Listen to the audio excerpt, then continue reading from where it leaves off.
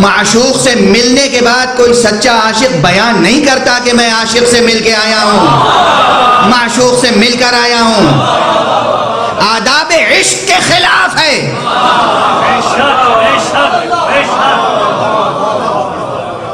آداب عشق کے خلاف ہے یہ اعلان کرنا کہ میں ملاقات کر کے آیا ہوں، اور جبکہ خاص طور پر پابندی لگا دی گئی ہو، خبردار کوئی ہم سے ملاقات کا ذکر نہ کرے، اور حکم دیا گیا ہو اگر کوئی ملاقات کا ذکر کرے تو اسے جھٹلاؤ، تردید کرو، انکار کرو۔ کوئی کہے کہ میری ملاقات ہے امام سے، سمجھ لیجئے یا جھوٹ بول رہا ہے یا خیانت کر رہا ہے۔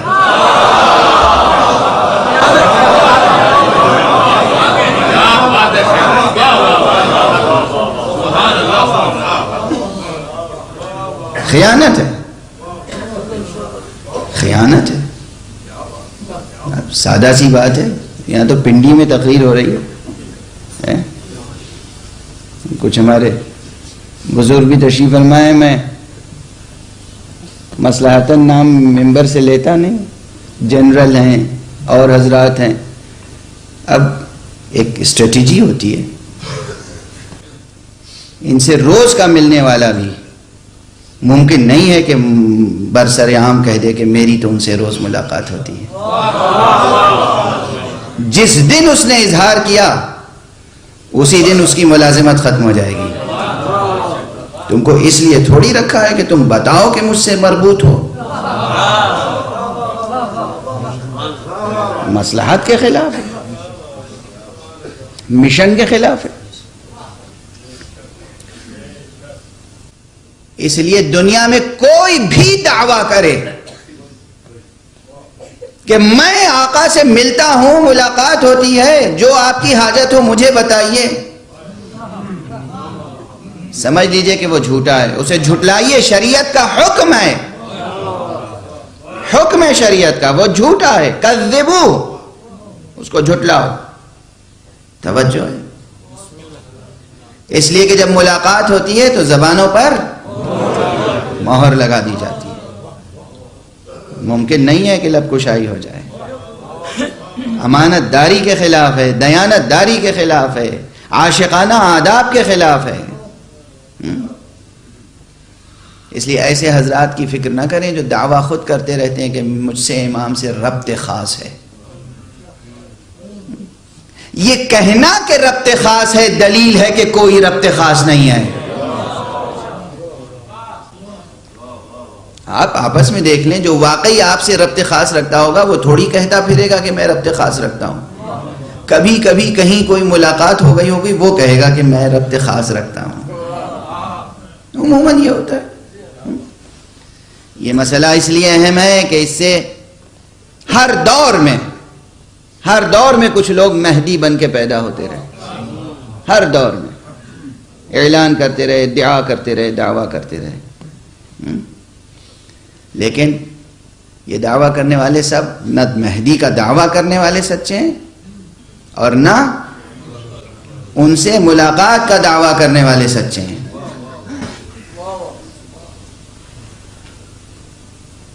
ہاں، جن بزرگوں پر لطف و عنایت فرماتے ہیں، کرم فرماتے ہیں، وہ بات معلوم ہو جاتی ہے،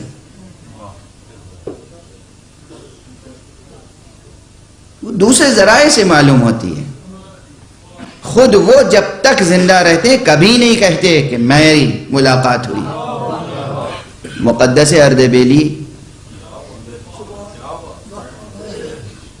مشہور و معروف شخصیت ہے۔ مقدس اردبیلی معلوم ہے مقدس کیوں کہلاتے تھے؟ نجف اشرف میں رہتے تھے، اس زمانے کا نجف اشرف، آج سے پورے 500 برس پہلے، 550 برس پہلے نجف اشرف میں اس زمانے میں نہ بجلی تھی، نہ پانی کا یہ انتظام تھا، نماز شب کے لیے اٹھتے تھے کوئی بھی موسم ہو، اپنے ہاتھ سے کنویں سے پانی کھینچتے تھے۔ ایک مرتبہ نماز شب کے لیے اٹھے اور ڈول ڈالا کنویں میں، نکالا تو دیکھا کہ اس میں زر و جواہر ہیں، کوئی نہیں دیکھنے والا ہے، رات کا وقت ہے، سناٹا ہے، جھنجھلا کے الٹ دیا، پروردگار میں پانی چاہتا ہوں، وضو کے لیے زر و جواہر نہیں چاہتا۔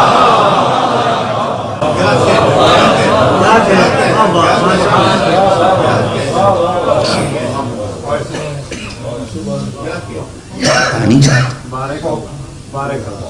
یہ زندگی کا ایک واقعہ، وہ بھی کسی شاگرد نے دیکھ لیا، چھپ کر دیکھ لیا تو بیان کر دیا۔ خود مقدس نے نہیں کہا کہ میرے ساتھ یہ واقعہ ہوا، کسی شاگرد نے دیکھ لیا تو بیان کر دیا۔ یہ مقدس حرم امیر المومنین علیہ السلام میں تشریف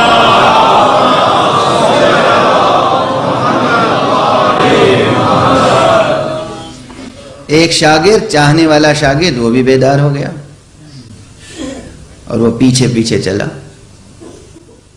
دیکھا کہ دروازے حرم کے بند ہیں، خود بخود کھل گئے۔ مقدس داخل ہوئے، زیارت پڑھی، سلام کیا، آقا کے سامنے کچھ سوال رکھے تو قبر امیر المومنین سے آواز آئی، مقدس تم اب مجھ سے آج یہ سوالات نہ کرو، اپنے وقت کے امام سے جا کر سوال کرو، جاؤ مسجد کوفہ میں محراب عبادت میں موجود ہے میرا بیٹا، ان سے پوچھو۔ گئے مسجد کوفہ تشریف لے گئے، سوال کیا، جواب ملا، پلٹے تو دیکھا شاگرد کھڑا ہے، کہا تم نے یہ کیا کیا؟ خبردار جب تک میں زندہ ہوں کبھی زبان پر یہ بات نہ آئے۔ توجہ ہے، خود نہیں بیان کیا، شاگرد کی زبان پر بھی مہر لگا، جب تک میں زندہ ہوں یہ بات زبان پر نہ آئے۔ توجہ ہے، تب انسان مقرب بارگاہ بنتا ہے، تب انسان امانت دار بنتا ہے۔ خواب میں زیارتیں ہوتی ہیں، محقق کو محقق کا لقب کس نے دیا؟ ایک ایک واقعے میں کئی کئی پیغامات ہیں، حالانکہ پہلے سے ذہن آمادہ نہیں تھا کہ میں یہ واقعات بیان کروں گا، مگر بہرحال عرض کر دوں۔ محقق حلی صاحب شرائع الاسلام، ان کو محقق کا لقب کس نے دیا؟ امام نے لقب دیا ہے۔ کس طرح دیا؟ توجہ رہے، بعض مسائل روز پوچھے جاتے ہیں، کیا ہم نماز میں یہ گھٹا سکتے ہیں؟ کیا نماز میں یہ بڑھا سکتے ہیں؟ کیا ہم اپنی طرف سے یہ پڑھ سکتے ہیں؟ روزانہ پوچھے جاتے ہیں سوالات۔ دین میں، شریعت میں آپ اپنی طرف سے کچھ بھی نہ گھٹا سکتے ہیں نہ بڑھا سکتے ہیں۔ توجہ رہے، عشق کے آداب میں سب سے بڑا آداب بندگی ہے، اطاعت، فرما برداری، سرکشی نہیں، ضد نہیں، بندگی ہے۔ کوئی جنرل صاحب ہو اور انہوں نے اپنا گھر ایک جگہ ایسا بنایا ہوا ہو کہ اس پہ نام نہ لگایا ہو، نیم پلیٹ نہ ہو، اور اپنے گارڈز وہاں بٹھا دیے ہوں اور کہا ہو کہ دیکھو تم یہاں کھڑے رہو گے مگر کبھی میرا نام نہیں لوگے زبان پر، تم میرے محافظ ہو، میرا نام نہیں لوگے۔ اب وہ عشق و محبت کے خاطر نام لینا شروع کر دیں،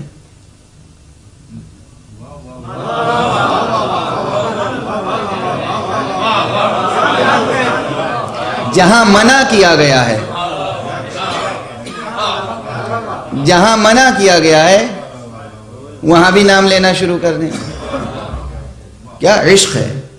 تو کہیں گے ہاں ٹھیک ہے عشق ہوگا مگر تم ہمارے لائق نہیں ہو، ہم تم پہ بھروسہ نہیں کر سکتے۔ ہم اس لیے بھروسہ نہیں کر سکتے کہ جو ہم نے کہا ہے بس اسی پر عمل چاہیے، اس سے آگے نہیں۔ توجہ ہے؟ یہ دین کا مزاج کیسے بن سکتا ہے؟ لوگ کہتے ہیں صاحب آپ کو معلوم نہیں، میں قریب ہوں اللہ سے، میں مولا سے قریب ہوں، مجھے معلوم ہے، مجھ سے خواب میں آ کے مولا نے فرما دیا ہے کہ تم یہ کہہ سکتے ہو، تم اس طرح مثلا کلمہ پڑھ سکتے ہو، تم اس طرح نماز پڑھ سکتے ہو۔ اب میں عرض کر رہا ہوں، چھوٹا سا مسئلہ ہے، چھوٹا سا، وہ بچے جو سن تمیز تک نہ پہنچے ہوں، جن سے حرمت مسجد محفوظ نہ رہے، ایسے بچوں کو مسجد میں لانا مکروہ ہے۔ توجہ ہے؟ جو بچے ممیز ہوں، تمیز سن تمیز تک پہنچ گئے ہوں، چاہے بالغ نہ ہوئے ہوں، انہیں مسجد میں لانا مستحب ہے تاکہ وہ آئیں اور نماز سیکھیں، آداب اسلامی سیکھیں۔ لیکن جو سن تمیز تک نہ پہنچے ہوں انہیں مسجد میں لانا مکروہ ہے، حرام نہیں ہے، مکروہ ہے، صرف مکروہ ہے۔ محقق حلی مسجد میں درس کہا کرتے تھے، ایک دن دیکھا مسجد میں درس کے وقت کچھ بچے آ گئے، نادان بچے جو کھیل رہے ہیں، مسجد کی حرمت باقی نہیں، درس روکا کہ بچوں کو مسجد سے نکال دو۔ دل جگر تھام کے سنیے گا واقعہ، بچوں کو مسجد سے نکال دو۔ شاگرد اٹھے، فوراً انہوں نے اطاعت کی، مسجد سے نکال دیا۔ گھر آئے استراحت فرمانے کے لیے، جب لیٹے آنکھ لگی، خواب میں دیکھا کہ امام عصر تشریف لائیں۔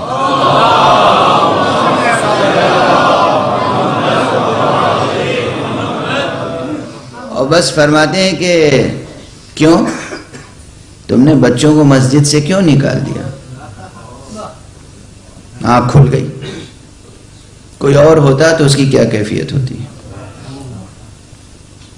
غور کیا، دوسرے دن پھر مسجد میں گئے، پھر یہی واقعہ پیش آیا، پھر بچوں کو نکلوا دیا۔ بچے کھیلتے ہوئے آ گئے مسجد میں، کہا نہیں بچوں کو نکال دیجیے۔ پھر آئے، پھر خواب میں دیکھا۔ ایک ایک فرد سن کے جائے دین کیسے باقی ہے۔ 3 دنوں تک وہ خواب میں دیکھتے رہے، اور تیسرے دن خواب ہی میں جرأت کی، کہا آقا میں آپ کا غلام ہوں، مگر آپ زندگی بھر خواب میں آ کر پوچھیں گے تو میں بچوں کو مسجد سے نکالتا ہی رہوں گا، اس لیے کہ اگر آج میں اپنے خواب کی بنیاد پر کوئی ثابت حکم شرعی بدل دوں تو نہ جانے کتنے جھوٹے خواب دیکھنے کا دعویٰ کرنے والے پیدا ہو جائیں گے، اور آپ کے آباء و اجداد کا دین محفوظ نہیں رہے گا۔ آقا 11 معصوموں سے جو ملی ہے میراث، وہ محفوظ کیسے رہے گی؟ امام نے کہا تم محقق ہو، تم امتحان میں کامیاب ہو گئے۔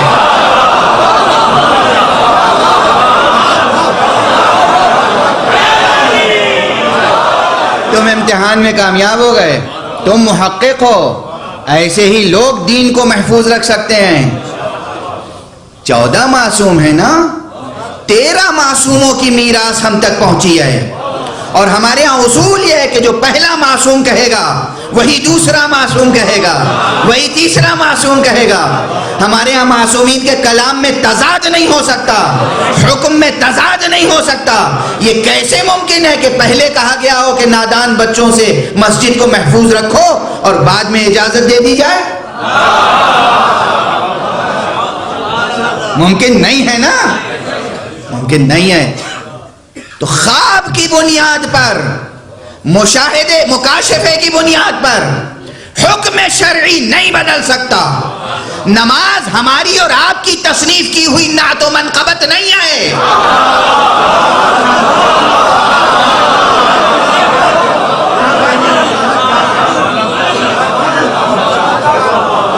آپ نے تصنیف کی ہے،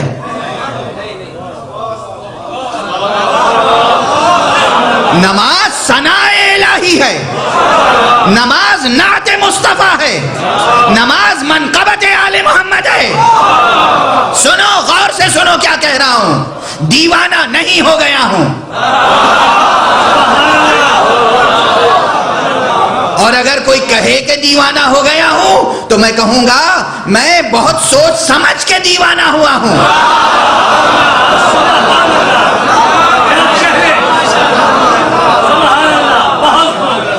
نماز ثناء الہی ہے، حمد الہی ہے، نماز نعت مصطفیٰ ہے، نماز منقبت آل محمد ہے.